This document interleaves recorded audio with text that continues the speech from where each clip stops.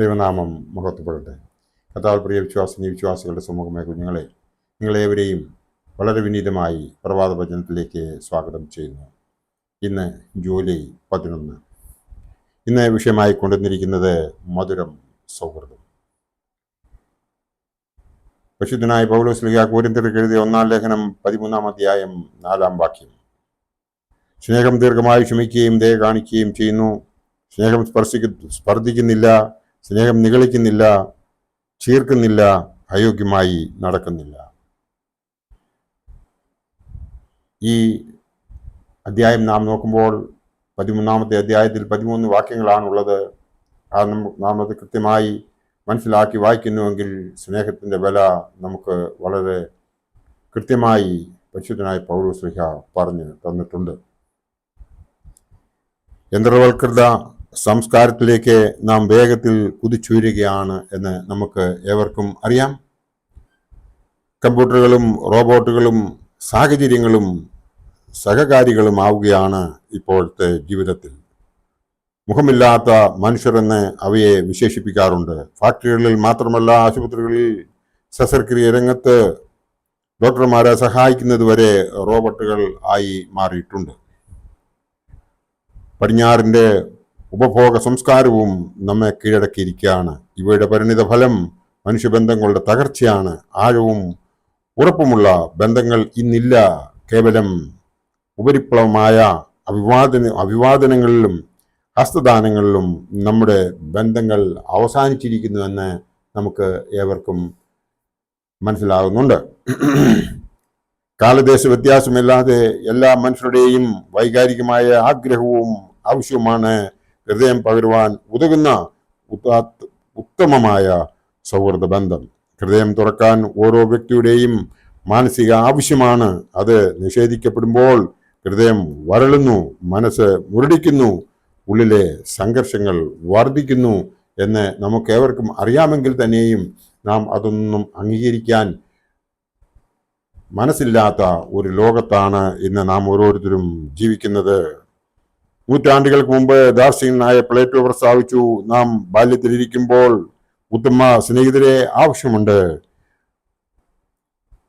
അബദ്ധ സഞ്ചാരത്തിലേക്ക് നമ്മെ സൂക്ഷിക്കുവാൻ നാം യൗവനത്തിലെത്തുമ്പോഴും ഉത്തമ സ്നേഹിതർ വേണം. നമ്മുടെ കർമ്മ പദ്ധതികൾ വിജയിപ്പിക്കുന്നതിനും സാധ്യമാക്കുന്നതിനും നമ്മുടെ വാർദ്ധക്യത്തിലും ഉത്തമ സുഹൃത്തുക്കൾ ആവശ്യമുണ്ട്. നമ്മുടെ വികാര വായ്പകൾ പങ്കുവെക്കുന്നതിനും ഹൃദയഭാരങ്ങൾ ഇറക്കി വെക്കുന്നതിനും ഈ പ്രസ്താവം എത്ര സത്യമാണെന്ന് നമുക്കെല്ലാം ബോധ്യമുണ്ട്.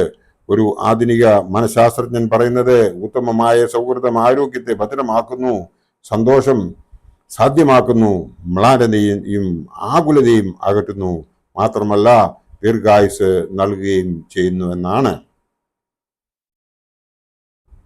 സൈക്കോതെറാപ്പിസ്റ്റ് ഡോക്ടർ ഡോറിസ് ഉത്തമ സുഹൃത്തിന്റെ സവിശേഷതകൾ വിവരിക്കുന്നു. നിങ്ങൾ അപകടത്തിലോ പ്രതിസന്ധിയിലോ അകപ്പെടുമ്പോൾ ഉത്തമ സ്നേഹിതൻ സ്വന്തം പരിപാടികളെ മാറ്റിവെച്ച് നിങ്ങളുടെ സഹായത്തിന് ഓടിയെത്തുന്നു. നിങ്ങളുടെ വിജയത്തിലും നേട്ടങ്ങളിലും ആത്മാർത്ഥമായി സന്തോഷിക്കുകയും കണ്ടെത്തി നിങ്ങളെ അഭിനന്ദിക്കുകയും പ്രോത്സാഹിപ്പിക്കുകയും ചെയ്യുന്നു. നിങ്ങൾ വേദനപ്പെടുമ്പോൾ ആ വേദനയിൽ നിർവ്യാജമായി അദ്ദേഹം പങ്കുചേരുന്നതായി നിങ്ങൾക്ക് കാണുവാൻ സാധിക്കും. നിങ്ങളുടെ സ്വപ്നങ്ങളെയും പ്രതീക്ഷകളെയും പ്രോത്സാഹിപ്പിക്കുകയും ആവശ്യമായ ഉപദേശങ്ങളും നിർദ്ദേശങ്ങളും നൽകുകയും ചെയ്യും. എന്നാൽ ആ ഉപദേശങ്ങൾ നിങ്ങൾ നിരസിച്ചാൽ തന്നെയും നിങ്ങളെ ബഹുമാനിക്കുകയും സ്നേഹിക്കുകയും ചെയ്യുന്നവരായിരിക്കും നല്ല സ്നേഹിതർ എന്ന് പറയുന്നത്, നല്ല സൗഹൃദമുള്ളവർ. എന്നാൽ ഇന്നത്തെ കാലത്ത് നാം കാണുന്നത് പല്ലുകൊണ്ട് നമ്മുടെ മുമ്പിൽ ഫേസ് കൊണ്ട് ചിരിച്ചു കാണിക്കുകയും നമ്മൾക്കെതിരായി പ്രവർത്തിക്കുകയും ചെയ്യുന്നവരാണ് ഇന്നത്തെ ലോകത്ത് കൂടുതലായും നാം കാണുന്നത് എന്നുള്ളത് നമുക്ക് അപ്പോൾ മനസ്സിലായില്ലെങ്കിലും പിന്നീട് മനസ്സിലാകത്തക്ക വിവരം അവരുടെ പ്രവൃത്തികൾ അങ്ങനെ തന്നെ പോകുന്നു. കോൾഡ് വാറിന്റെ ലോകത്താണ് നാം ജീവിക്കുന്നത്. അതായത് ഒരു കുടുംബം നശിപ്പിക്കുന്നതിന് വേണ്ടിയിട്ട് വളരെ സന്തോഷത്തോടുകൂടി ആ കുടുംബത്തോട് പറ്റിച്ചേരുകയും ആ കുടുംബത്തെ ഇല്ലാതാക്കുകയും ചെയ്യുന്ന പ്രവണതയാണ് ഇന്ന് നാം ഓരോരുത്തരും കാണുന്നത്. ഒരു കാര്യം ഞാൻ വളരെ കാര്യമായി പറയട്ടെ.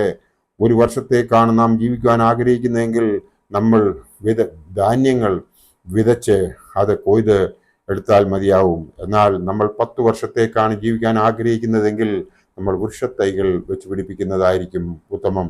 എന്നാൽ ഒരു ജീവിതകാലം മുഴുവൻ നാം ജീവിക്കണമെന്നുണ്ടെങ്കിൽ ആണ് ആഗ്രഹിക്കുന്നതെങ്കിൽ നമ്മൾ നമ്മുടെ കുഞ്ഞുങ്ങൾക്ക് മാത്രമല്ല സ്വയവും മറ്റുള്ളവർക്കും നമ്മൾക്കാകാവുന്നവർക്കൊക്കെ വിദ്യാഭ്യാസം പകർന്നു കൊടുക്കുക എന്നുള്ളതാണ് ഒരു നല്ല സുഹൃത്തിൻ്റെ യഥാർത്ഥ ലക്ഷണം എന്ന് ഞാൻ ഇവിടെ നിങ്ങളോട് എടുത്തു പറയുവാൻ ആഗ്രഹിക്കുന്നു.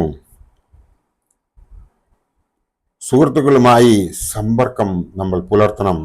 എത്ര തന്നെ ജോലിത്തിരക്കുണ്ടായാലും അതിന് സമയം കണ്ടെത്തണം. സന്ദർഭങ്ങൾ സാധ്യമല്ലാതെ വരുമ്പോൾ ഫോണിൽ കൂടിയോ കത്തിൽ കൂടിയോ ബന്ധപ്പെടുവാൻ സാധിക്കണം. ഇത് വളരെ ഗ്രസ്വമായതായാലും കുഴപ്പമില്ല. ചിലപ്പോൾ നാം കാത്തിരിക്കും മറ്റേയാൾ മുൻകൈ എടുക്കട്ടെ എന്നുള്ള വിചാരത്തോടെ. അത് ചിലപ്പോൾ ദീർഘമായ മൗനത്തിലേക്ക് അകൽച്ചയിലേക്കും നമ്മെ നയിക്കും. അതാണ് ഇന്നത്തെ ലോകത്ത് നാം കണ്ടുവരുന്നതും. അമേരിക്കയിൽ ദേശീയമായി മാതാക്കളുടെ ദിനം, പിതാക്കളുടെ ദിനം, സ്നേഹിതരുടെ ദിനം എന്നിങ്ങനെ ആചരിക്കാറുണ്ട്. അപ്രകാരമുള്ള ദേശീയ ദിനാചരണത്തിനൊന്നും കാത്തിരിക്കാതെ നല്ല സ്നേഹിതന്മാരെ സമ്പാദിക്കാനും സൗഹൃദത്തിന്റെ മാധുര്യം ആസ്വദിക്കാനും ആകട്ടെ നമ്മുടെ താല്പര്യം എന്നാണ് ഈ അവസരത്തിൽ ഞാൻ നിങ്ങളെ ഓരോരുത്തരെയും ഓർപ്പിക്കുവാൻ ആഗ്രഹിക്കുന്നത്. അതായത് സൗഹൃദത്തിന്റെ ലോകത്ത് കിട്ടുന്ന ആനന്ദം നമുക്ക് വേറെങ്ങും കിട്ടില്ല. അതും അല്പം വിദ്യാസമ്പന്നനാണെങ്കിൽ അവനിൽ നിന്ന് നമുക്ക് നമ്മുടെ ദൈനംദിന ജീവിതത്തിലേക്ക് നല്ല നല്ല കാര്യങ്ങൾ പറഞ്ഞു തരും. അതായത് നമുക്ക് ഇഷ്ടമുള്ളത് സ്വീകരിച്ചാൽ മതി. എന്നാലും അദ്ദേഹത്തിൻ്റെ ആ കാര്യങ്ങൾ വളരെ ശ്രദ്ധയോടുകൂടി കേൾക്കുക. ഒരു നല്ല കൂട്ടുകാരനെ വളരെ ശ്രദ്ധയോടുകൂടി കേൾക്കുന്നവനാണ് യഥാർത്ഥ അവൻ്റെ കൂട്ടുകാരൻ. അതോടൊപ്പം തന്നെ നല്ലത് സ്വീകരിക്കുകയും വേണ്ടാത്തത് വേണ്ട എന്ന് വെക്കുകയും ചെയ്യുമ്പോൾ അത് തിരസ്കരിച്ചു എന്നറിഞ്ഞിട്ടും ആ ബന്ധം മുമ്പോട്ട് വയ്ക്കുന്നവനാണ് യഥാർത്ഥ കൂട്ടുകാരൻ. അത് നാം മനസ്സിലാക്കി നല്ല കൂട്ടുകെട്ടുകൾ നമുക്കുണ്ടാകുവാൻ വേണ്ടി ദൈവം നമ്മളെ എല്ലാവരെയും അനുഗ്രഹിക്കട്ടെ എന്ന് ഇന്ന് പ്രാർത്ഥിച്ചുകൊണ്ട് മധുരം സൗഹൃദം എന്നുള്ള ആ സിദ്ധാന്തം നമ്മുടെ മനസ്സിൽ വെച്ചുകൊണ്ട് നമുക്ക് മുമ്പോട്ട് ബാക്കിയുള്ള ജീവിതം സന്തോഷപ്രദമായി ജീവിക്കുവാൻ സാധിക്കട്ടെ. എൻ്റെ വാക്കുകൾ ഇവിടെ ഉപസംഹരിക്കട്ടെ. നന്ദി, നമസ്കാരം.